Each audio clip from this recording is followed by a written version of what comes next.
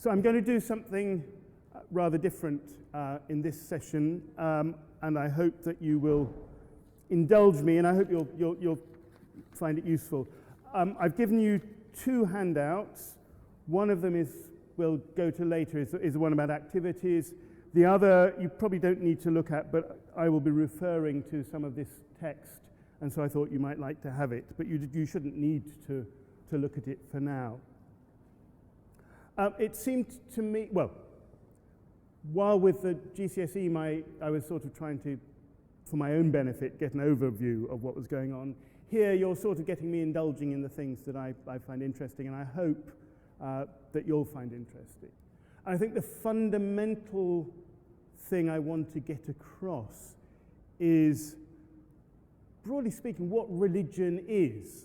And I say what religion is rather than what religion was, because to some extent I think this is universal rather than particular, and although it may not appear to do so, I think it applies to modern forms of religion as much as ancient ones. And if I was to use a word to describe what I think is the important thing here when we're thinking about religion, ancient or modern, but for your purposes ancient, it wouldn't be belief.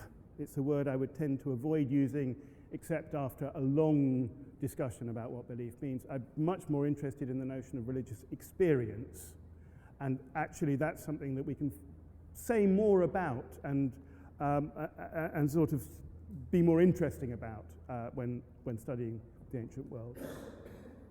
So to be precise in terms of the syllabus, I want actually just to talk about or talk around two set sources, two images. So you've got on the left here the Ninion tablet, which is part of personal experience of the divine, and on the right a kylix depicting a consultation of the Pythia,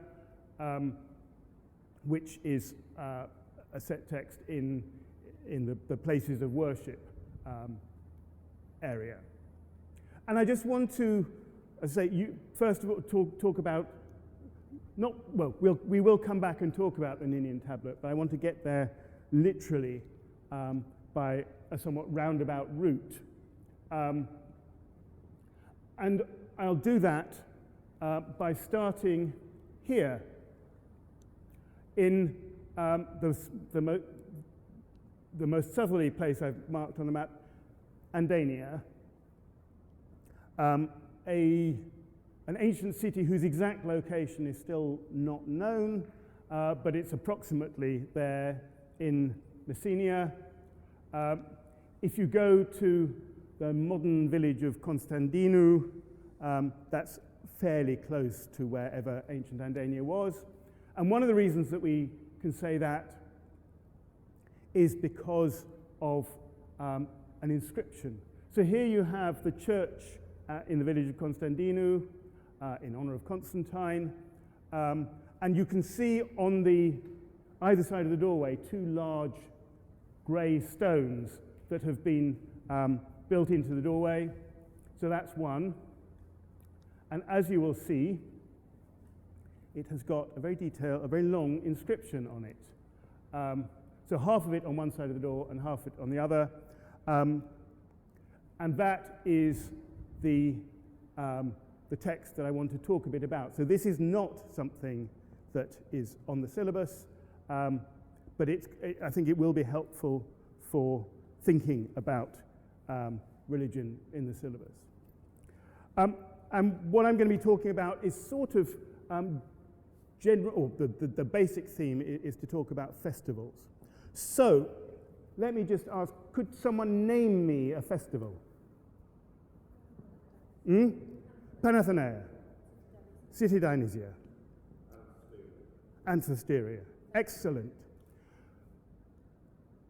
If you were to go to your A-level students who had never done any classics before on the very first day class of the year and say, name a festival, what would they say?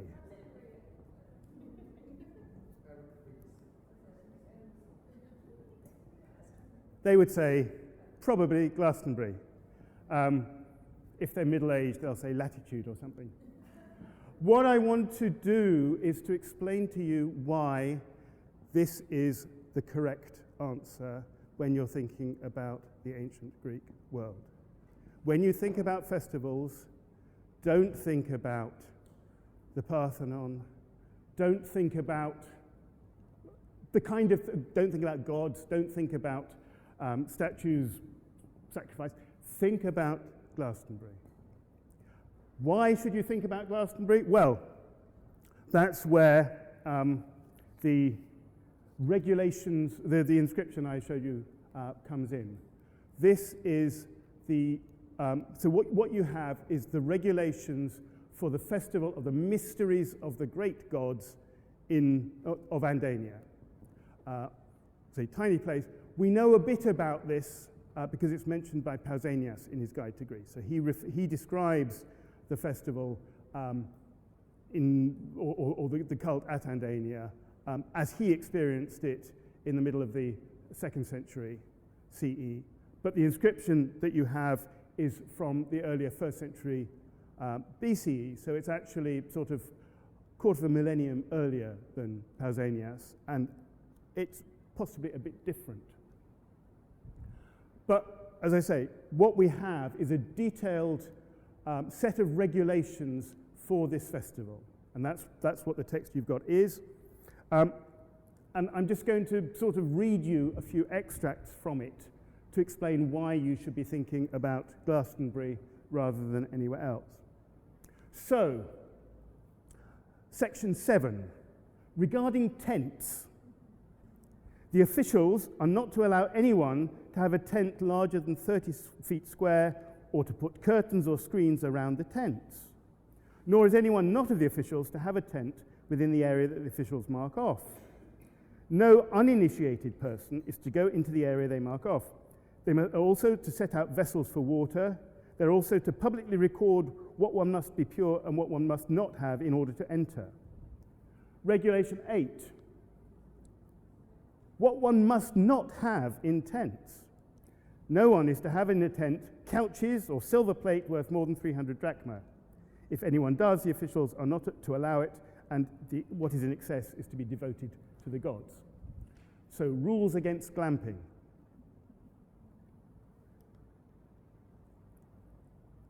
Regarding the artists for the dances, this is paragraph 13.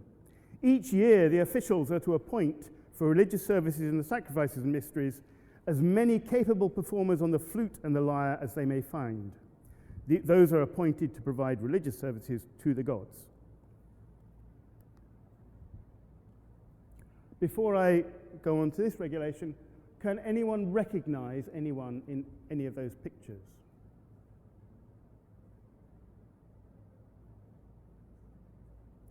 Anyone recognize the bottom left-hand picture is the one to look for?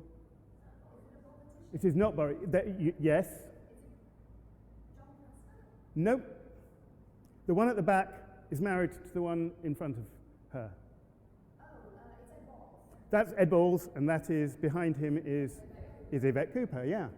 So important people go to festivals. You know, this is possibly. I think that photo is taken from a year when they were out of power, and Ed Balls out of Parliament altogether.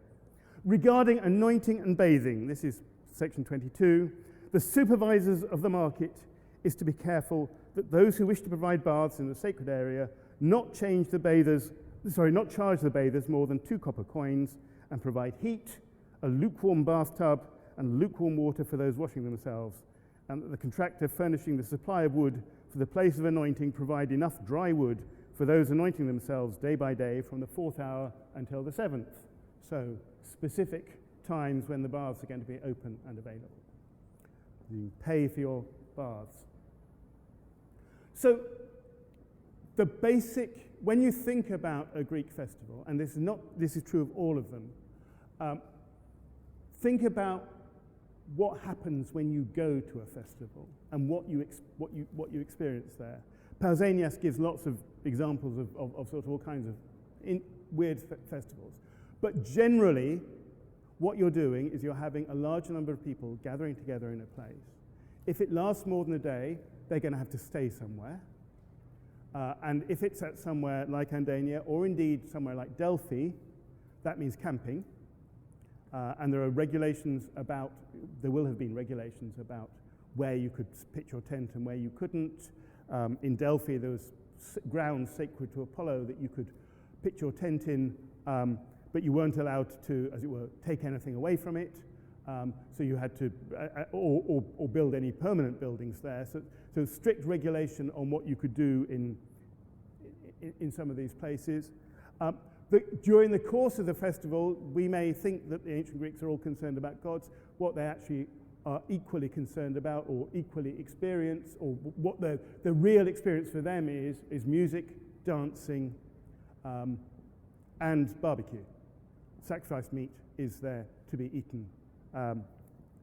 And so it's very much a sort of like gathering together at Glastonbury or any other sort of big festivals. And we're talking, possibly in terms of similar, crowds of thousands. I think this was a U2 concert where people were encouraged to, specifically asked to wave their, in the old days, people would wave their lighters. People of my generation remember when it was normal to wave, not that I ever did, wave your lighters. But these days, waving your mobile phone is considered to be the sort of equivalent. So, in the dark, at the climax of the festival, people waving flames above their head. It's sort of common indoors and outdoors at this kind of event. And that brings us back to this. So, what do you see? This, just to explain, this is a pinax, a tablet, a sort of painted terracotta scene. It is from Eleusis, and it's now in the Eleusis Museum. Early 4th century, I think. I keep forgetting. It's in the book that will reveal the true answer. Just describe what you can see. People with crowns. Where are the people with crowns? So the ones on the right have got crowns. The ones on the left, I would say, have got wreaths, and they're a bit different. I mean, the Greek word is Stephanos, it covers both, but I think the ones they're sort of leaves on the left and more sort of solid things on the right. Tell me about the people on the right. Yep. Yep. And what about the woman behind her? Yeah. Oh, sorry, above her, yeah.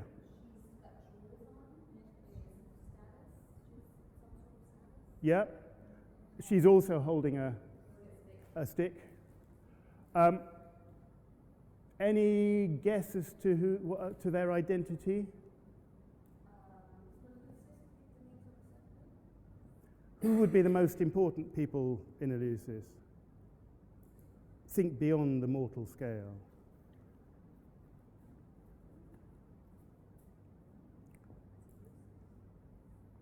Possibly Demeter, possibly Persephone, or Cori, as she would have been called there.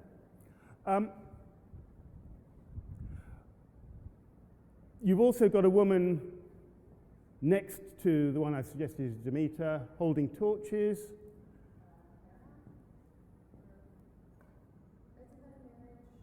There's another goddess who's... Hecate. Hecate, possibly. And then on the right, you've got these various men and women, but holding torches. What about movement? Can you see any movement going on? So the people on the left are sort of running or heading towards the people on the right, encountering them. And when is this happening? Nighttime. Torches. So possibly, I mean, none of this is certain. There are the only name on this thing is the name of Ninion, the dedicator. So we don't know for certain what these are. We can also point to this sort of chest behind the lower figure. We know that there were chests in which sacred objects were held, which were carried in procession, associated with Eleusis. So if that is a chest, it may contain sort of sacred objects, and that would sort of increase the idea that we're dealing with goddesses on the right-hand side. What I think you've got here is a representation of the experience of part of the Eleusinian mysteries. So physically, it's accurate in the sense that you've got people there. So in a sense, the left-hand side, and we're possibly, although it said it's nighttime, that column there means that we may be inside a building, or we may be just outside a building. We've got people in a flurry with lots of torches, and what seems to be happening to them is, I would suggest, they are suddenly encountering the goddesses. Now, most accounts of most descriptions of the Eleusinian mysteries will give you, including the one I wrote in a book I wrote on mystery cults, will give you a sort of account of what the different stages of the whole process are. They're fairly easy to find. And they will say that what the initiates are doing in their nighttime activities is hunting for, they're imitating Demeter hunting for Persephone. I don't think that that's true. I don't think that they knew what they were doing. I can't think of any mechanism by which they would have learnt what they were doing before they did it. If you've got 2,000 people crowded into a place without benefit of a PA system, you can't communicate detail to them. So you can't, at the mysteries, tell people what's going on. But you can't tell them before the mysteries, because that would be revealing stuff to people before they're initiated. So there is no obvious mechanism by which people can know what's going on. What they can do is experience it. And the reason why I think something like this could be produced is that this is a representation of experience that apparently doesn't reveal, because it doesn't tell you what's going on, it's not revealing secrets. But I think the great secret of the Eleusinian mysteries is that there's no thing which is revealed. The secret is that only initiates have done it. So it's the experience of being initiated that is unique. Yeah. A bit like if you went to a festival, not that I've ever been to a festival, but if one went to a festival and someone hands you maybe an illicit substance, and you're all taking the substance, but you're all having different experiences of the situation, and no one has said to you, this means something, you're just having an experience. Yeah, but possibly, I don't think you need illicit substances. I think maybe not at somewhere as big and sort of corporatized as Glastonbury maybe, but but when I was younger, there were these things called raves. Not that I ever went to them, which are characterized by loud music, again, use of lights. Admittedly, characterized illegal ones by large quantities of illegal drugs, but I think the drugs are not necessary for the experience. So I think a big part of Greek religion, and this is particularly true of the things we call mystery cults, is the sheer experience of going through them. the sheer emotional, physiological impact that they have. And a lot of what we talk, when we think about religion and think about belief and think about gods and so on, these are merely, or these are to a large extent, explanatory mechanisms that, or they're the stuff that goes around it. They're people's attempts to try and make sense of what's at the center, which is profound experience. And I say, I think mystery cult like this is extreme examples of this.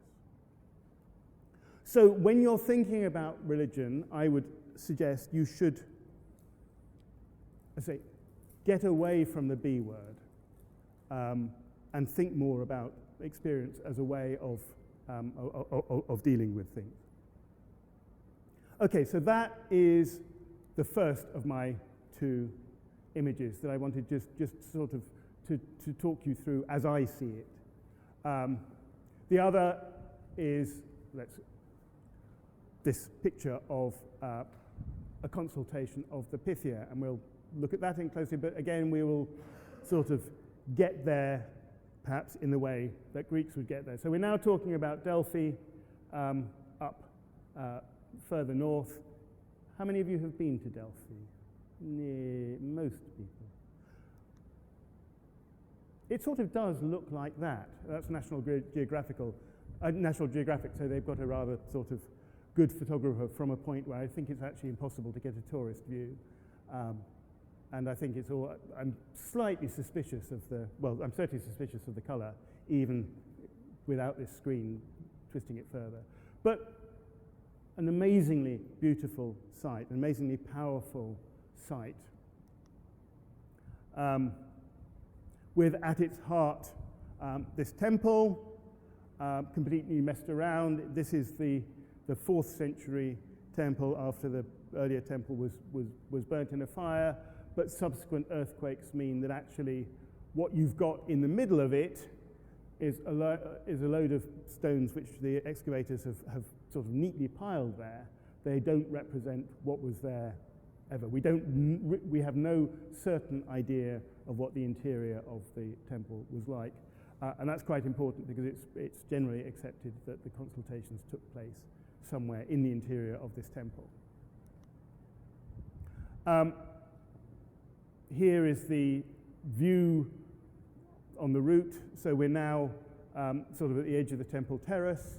That's the Athenian treasury reconstructed, and you can see it has metopes around it at the top, and this goes back to this earlier topic of those metopes depict the deeds of Heracles and Theseus, of their labors.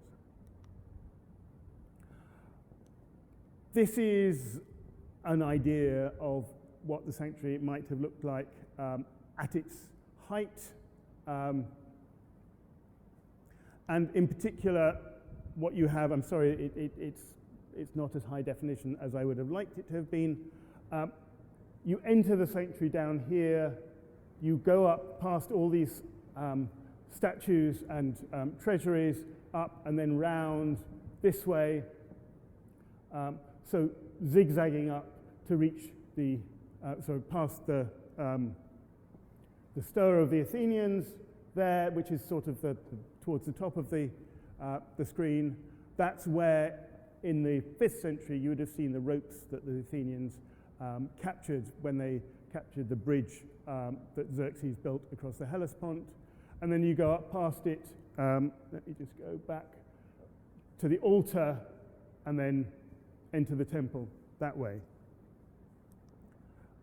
So the process by which you would approach the temple would be one that really,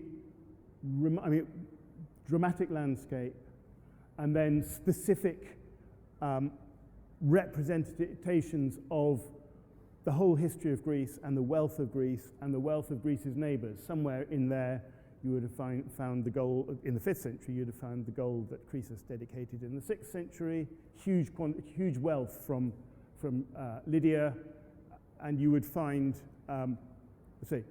representations are just off to the right. Again, can we see it? Yeah, I think that's supposed to be here. The serpent column with the golden tripod on top that was dedicated after the Greek victory over the Persians. I think it's also important to say this is something which I think has not been explored enough or thought about enough. The oracle only operated for 1 day a month for 9 months of the year. When the oracle operates, what happens is that, broadly speaking, the Pythia speaks the words that Apollo gives her. So when you, just as in the Eleusinian mysteries, I suggested one of the experiences represented by encounter with Demeter and Corrie. So a consultation of the oracle is an encounter with Apollo. You are actually, you've only got the Pythia between you and Apollo. Let's go on. So go back here. And because it only happens, this is an epiphany that happens 9 times each year, but only 9 times each year, only on 1 day a month. I think it's fairly clear that at least the first day that the oracle opened at the beginning of the year would have been a major festival at Delphi. And it was probably the one that was called the Theophania, which we know a little bit about, but there was a big party.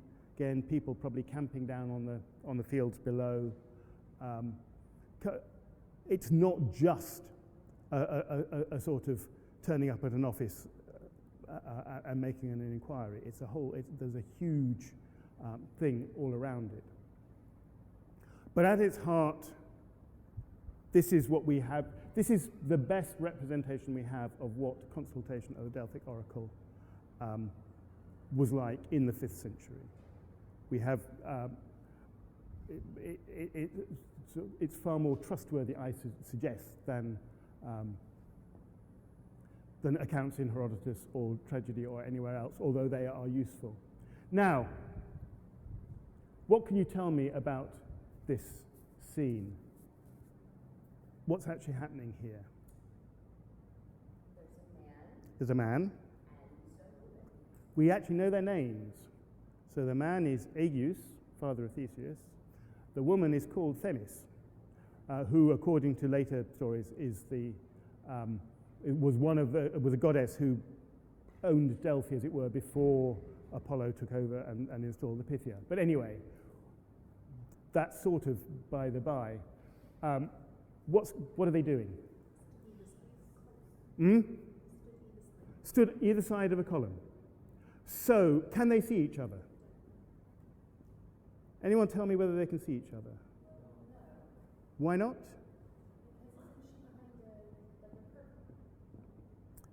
Look carefully. Absolutely.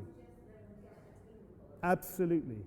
I don't think that's a column necessarily. It might be a pilaster, so it might be actually against a wall. It may be a column. But I think this is crucial. People often try to suggest that there was some kind of physical barrier between the Pythia and the consultant. In this picture, both of them have their feet this side of the column. So noticing that is sort of really important for understanding what's going on. Tell me about her. Sitting on a tripod. Yep. What else? She's got a veil over her head. What's she holding?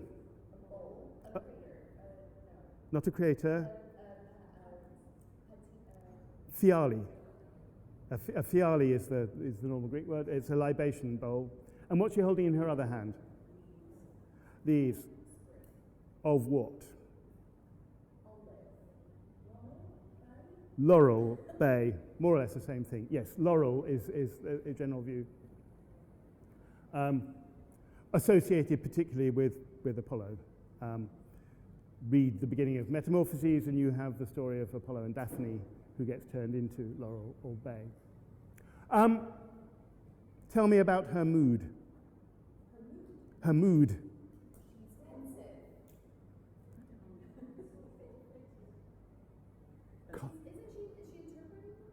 I don't know. I don't think she's necessarily looking into the bowl. I mean, she's leaning back. That is true. Is she wild and raving? No. I think that's really, again, quite important.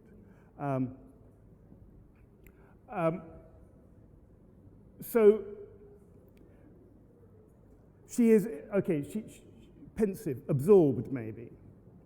Actually, I've been sort of recently reading some very interesting sort of anthropological, psychological work about absorption, which is a phenomenon that psychologists have come to measure. There's a special scale called the Telegin Absorption Scale, which you can measure basically how far people can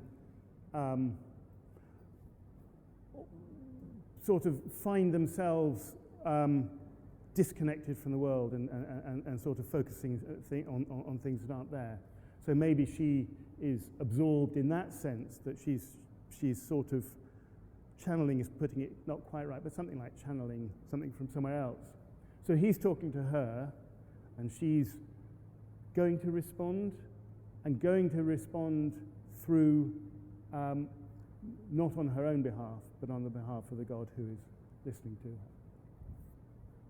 So, again, when we think about consultation of the Delphic Oracle, this is what goes on at the heart of it, but it's surrounded by all the other stuff that makes it really sort of have a profound effect both on her and on him.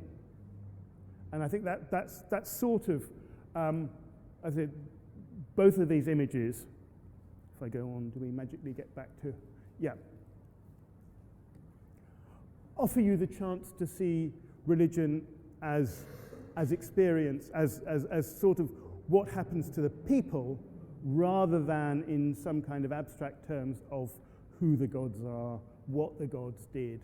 All the myth stuff that we were looking at earlier doesn't really, it seems to me, that's peripheral to what's going on. The reason why religion is important is because of the effect it has on people.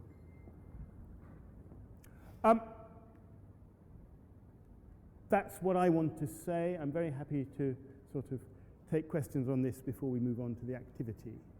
Just to say, yes, how many people use Prezi regularly? A few. I'm very happy. I will make sure that Edith and Arlene have the links to this, and I'd be, if you want, so you can have access to these. I will try to make sure, because I've not done this very much, but what I recommend you might want to do, if you have a Prezi account, is to copy it, and then you can play with it and add paths and do all kinds of stuff with it. So rather than trying to edit my version, make your own sort of versions on your own accounts, and then you'll be able to, if you want to use those. It's probably more useful for the GCSE ones than for here, but I'm very happy for you to sort of revisit them sort of yourselves. But I know there were people desperate to know what the answer to the Eleusinian mysteries was. At least I hope I've given you an explanation why I'm not going to answer that question. Are there any questions you want to ask about either of this, or indeed anything else on the syllabus I may be able to answer? Yes? Yeah. No, that is true. I think that's a very good question. I think she doesn't have to come very far. The Australian cricket team in the recent World Cup were rather mocked for running around the outfield before a match in their bare feet. And this was apparently because the coach, I think, or the captain was very keen on getting in touch with the earth. So it may be that that there is sort of some sense, if you're, that actually sort of walking in bare feet does keep you more in touch with the earth, although obviously at this point she is not in touch with the earth because she's sitting on a tripod. So I don't have a good answer. I think it's an interesting question and worth thinking about. because clearly he's got shoes, but then he's just walked. I mean, well, ultimately he's walked from Athens, but yes, but then she will have walked through the sanctuary as well. But he'll probably have walked further because he'll probably have been camping somewhere in the fields below. If you read the Euripides' Ion, it's just set in Delphi. King Xuthus, towards the end of the play, or in the course of the play, sets up to celebrate the discovery of his son, he sets up a big banquet. Clearly he has a tent that's much bigger than the Andanian mysteries will allow, and it's probably furnished in ways that they won't allow. So, but again, you've got this notion that when he comes to visit Delphi, he is camped in the sacred land at the bottom of the hill, just like everyone else would have been, just in rather grand circumstances. Other questions, thoughts? Yeah. Yeah. They are the best surviving case because they're more or less complete, but they're not odd. No, I mean they're pretty standard in their. They're similar to other regulations that we have. So there's nothing particularly surprising there. I mean, if you read, there are quite fun ones which I didn't sort of mention about the regulations about women not wearing transparent dresses and things like that. So they're very strict, I think, and there's rules about stripes on your dresses as well. So they cover all kinds of things, but basically, no, I think I think one of the reasons I sort of gave them to you, although they're not on the syllabus and they're not widely known, is because I think they are a good representation of what was quite typical in terms of what was to be expected. You'll also find that so the festival Andania is in honor of the great gods. There are priestesses who dress up as the great gods in the procession. And there are if you look at the list of priestesses who are in the procession, they do include 2 to Demeter.